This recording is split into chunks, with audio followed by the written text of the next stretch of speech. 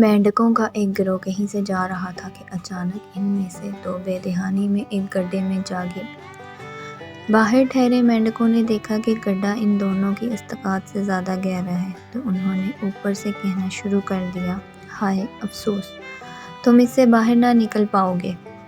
کوششیں کر کے ہلاک مت ہونا، ہار مان لو اور یہیں اپنی موت کا انتظار کرو۔ ایک مینڈک کا یہ سب کچھ سن کر دل ہی ڈوب گیا۔ اس نے ٹوٹے دل کے ساتھ چند کوششیں کی مگر اس جان لیوا صدمے کا اثر برداشت نہ کر پایا اور واقعی مر گیا۔ دوسرے کی کوشش میں شدت تھی اور وہ جگہ بدل کر جمپ لگاتے ہوئے باہر نکلنے کی کوشش کر رہا تھا۔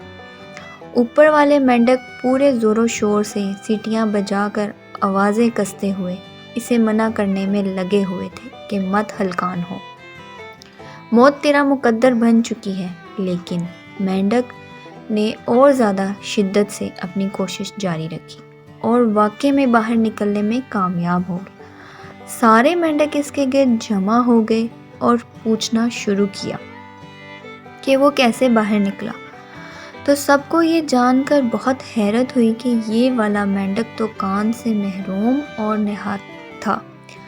مینڈک سارا وقت یہی سمجھ کر باہر نکلنے کے لیے اپنا سارا زور لگا رہا تھا کہ باہر کھڑے ہوئے سارے مینڈک اس کے خیر خواہ اور دوست ہیں، جو اس کی ہمت بندھوا رہے ہیں اور جوش دلوا رہے ہیں، جبکہ حقیقت یہ تھی کہ وہ سارے اس کی ہمت توڑنے اور باہر نکلنے کے عزم کو ختم کرنے میں لگے ہوئے تھے۔